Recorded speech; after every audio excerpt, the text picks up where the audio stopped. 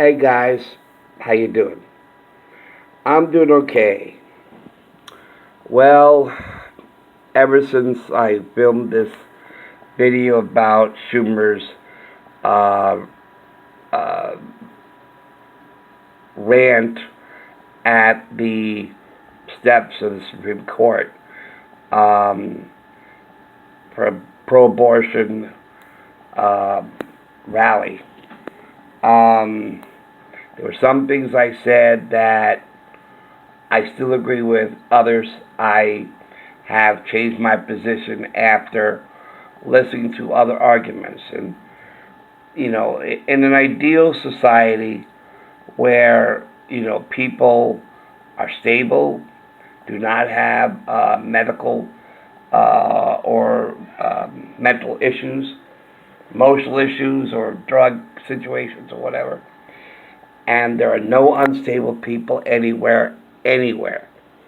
And everybody gives everyone else the right to take in what someone's saying as their opinions. But that's not the society in which we live. And unfortunately, we do not live in an ideal society. And and at first, I thought of a couple of things. First thing I thought of was, he was exercising his opinions, and he has every right to do so. But you also do not have the right. You don't have the right to incite violence. Okay, and you don't have the right to make idle threats.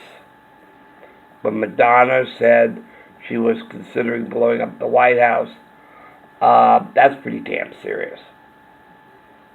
And with a lot of domestic violence going on in this country, and with a lot of unstable people committing mass shootings, and then they look back at all the signs that led up to it. When you see a sign, you pay attention, right? This is a sign, okay? And when you make a threat, like it is a threat, because if you take it like, okay, he's concerned for the careers of Kavanaugh and Gorsuch, right? And that's why he's setting that warning. And he says, if you keep going the way that you're going, you'll be voted out. That's what I originally thought. But then I didn't listen correctly. So sometimes it takes me a few times for me to... I can't even do it. I can't do it. Okay. Catch it. Or get it. Okay. So it can't be you, Gorsuch, and Kavanaugh, you'll be voted out. So that's what I then thought. Okay, he's compassionate and worried about their futures, but it isn't them, because that's a lifetime appointment. It's Trump and the Republicans. So is that a concern? Is that his warning to them out of compassion? No, it can't be. It can't be. And because he singles out these two men, that makes it a threat. And after listening to a lot of arguments, I tend to agree that it was very reckless and irresponsible, because all it takes is one person who's unstable, and takes what Schumer says and acts on it.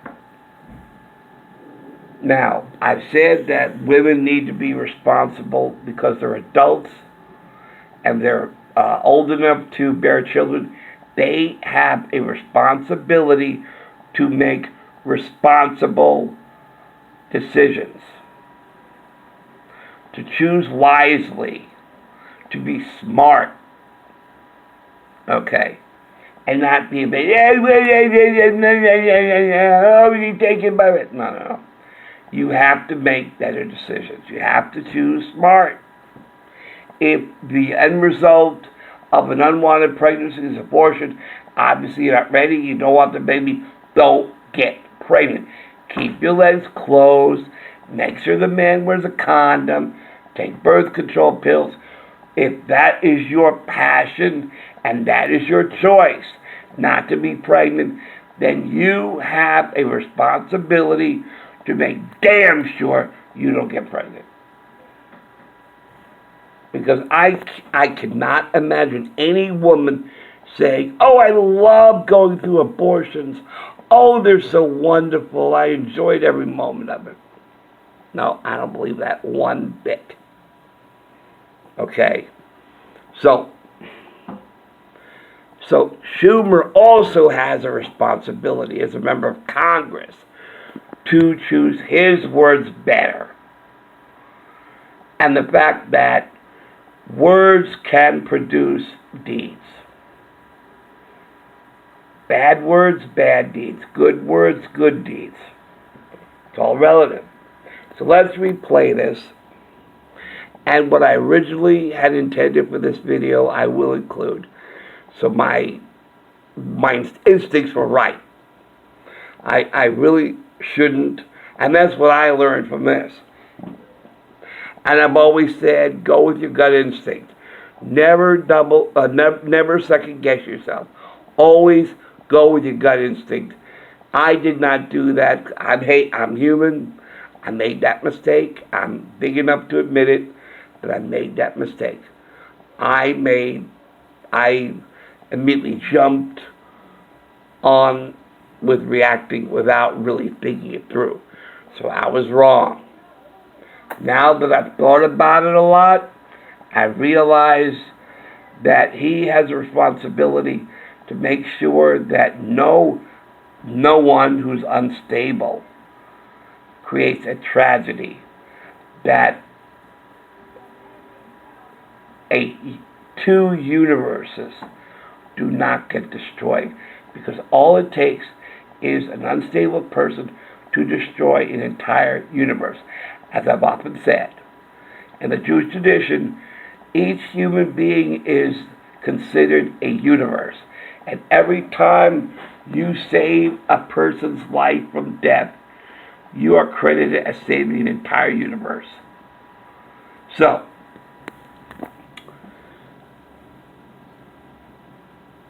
what will Schumer feel if all of a sudden Mrs. Kavanaugh and her two daughters lose her best friend and the man she loves and their father whom they love for the rest of their lives?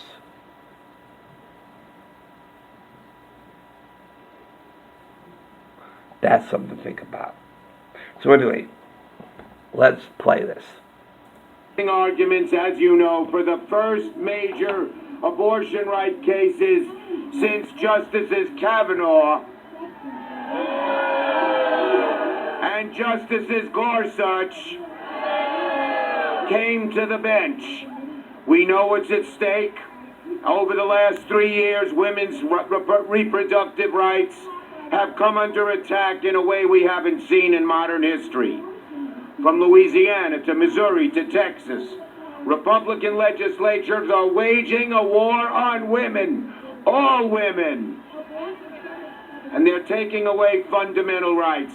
I want to tell you, Gorsuch, I want to tell you, Kavanaugh, you have released the whirlwind, and you will pay the price. You won't know what hit you if you go forward with these awful decisions. Yeah. Now that I hear it again, yep, they do sound like vile threats. The bottom line is very simple. We will stand with the American people. We will stand with American women.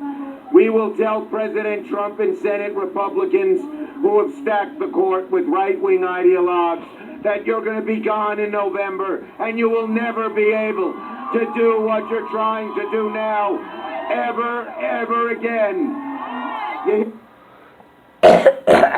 Now, Look at this sign over here. Human rights. Okay, whoops. Let me get the arrow out of the way. Human rights. So you're basically saying that what's going inside of a mother's womb is not human and has no rights. The right to live. The right to exist. Because after a baby is born, it is still a work in progress. What happens in the mother's womb is beyond miraculous, where a life is created and the machine of the human body is created with all its parts working. Its eyes, its limbs, its ears, its mouth, its vocal cords, and its brain. And the miraculous messages that the brain gives the rest of the body.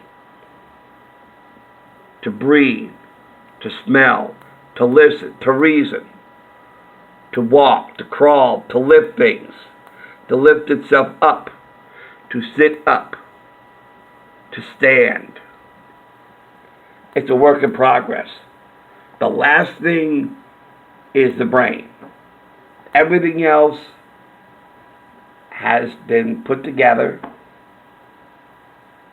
like a car on the assembly line. Still a car.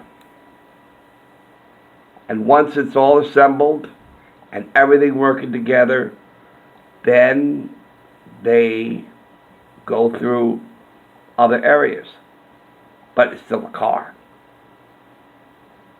So a human being is still human.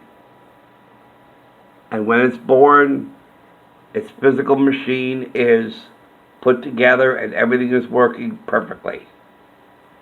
And now it's a work in progress because now the brain has a chance to develop and develop cognitive skills. And the brain stops its development at age 25.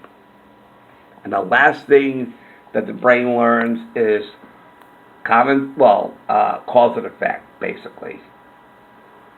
Every action has an equal reaction. Positive to positive, negative to negative.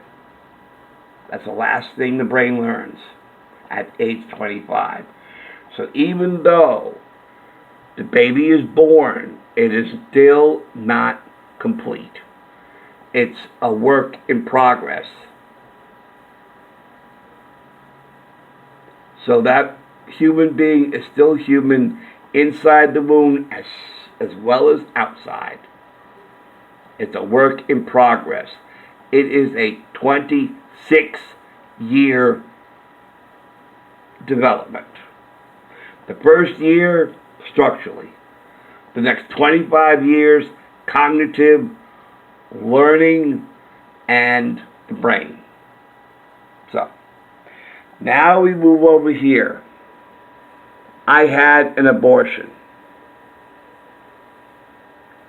So, ma'am, you had an abortion. Did you enjoy it? Is that what you're fighting? I don't think you enjoyed it, ma'am.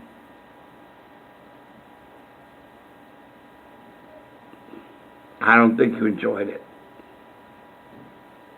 Well, have you learned something from this, ma'am? Have you learned to keep your legs together? Have you learned to take precautions? Or did you do it deliberately just so that you can score political points?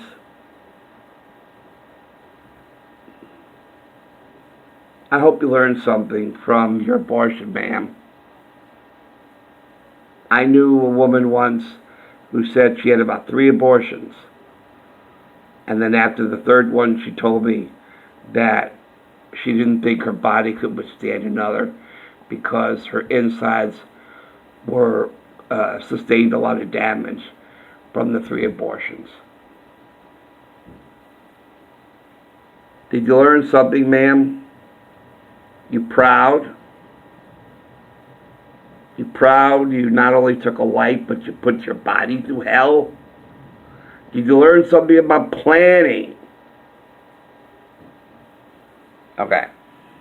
Anyway, let's, so this could be the start of, okay, we could take on another perspective. Domestic violence. Because what I'm going to show you now almost parallels what this kind of rhetoric, this kind of intimidation, because that's what this is. Schumer violated the separation of powers from the Congress to the Supreme Court by this. That's why we have separation of powers. Through intimidation, because that's all this is. Intimidation. So he had no right to intimidate the court like this. Almost as if he's threatening their lives. Do you want Mrs. Kavanaugh and those 2 girls, those 2 beautiful daughters, to go through life without Brett Kavanaugh, the man Mrs. Kavanaugh loves, and the man whom those 2 little girls call Daddy? To all of a sudden, he is gone from their lives, destroyed by assassination or murder. How will you feel then? Do you like the idea? Because that's what could happen. All it takes is one unstable individual. And so we will continue on with this. What's happening in America? Civility out, shaming and shunning in. On the same weekend, White House Press Secretary Sarah Sanders is asked to leave a restaurant. Democratic Congresswoman Maxine Waters says, don't let the public shaming stop with Sanders. And if you see anybody from that cabinet in a restaurant, in a department store, at a gasoline station, you get out and you create a crowd. And you push back on them. And you tell them they're not welcome anymore, anywhere. The Congresswoman pushing more division in a nation already seemingly divided. Shame! Shame! Shame! Shame! Protesters yelling shame at DHS Secretary Kirstjen Nielsen at a Mexican restaurant. President Shaming. Isn't that one of the first things that a person engaging in domestic violence does? Shame their victim, shame his victim, and then make that person feel small. And then comes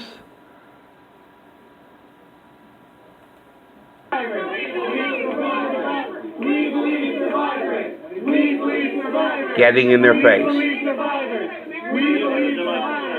Beto is way harder than you do. We believe survivors. We believe survivors. We believe survivors. Let my wife go. We believe survivors. We believe survivors. We believe survivors. We believe survivors. We believe survivors. We believe survivors. We believe survivors. Texas preachers can't be dead. We believe survivors. We believe survivors. We believe survivors. Now, if you're a person engaging in domestic violence against your partner, you're a crowd of one, not a crowd of many as you just saw. You're a crowd of one. So you get in her face and scream at her. as these people screamed at them and physically blocked her as they blocked him and his wife. These are all the telltale signs of domestic violence. But it gets worse. First it was shaming, then getting in their face, blocking their way, and pushing. This is how domestic violence progresses. And we'll stop here and continue next time, because it gets worse. I'll leave you with this thought. Okay. Thanks for watching. Thanks for listening, guys. And I'll talk to you soon. Take care. Bye.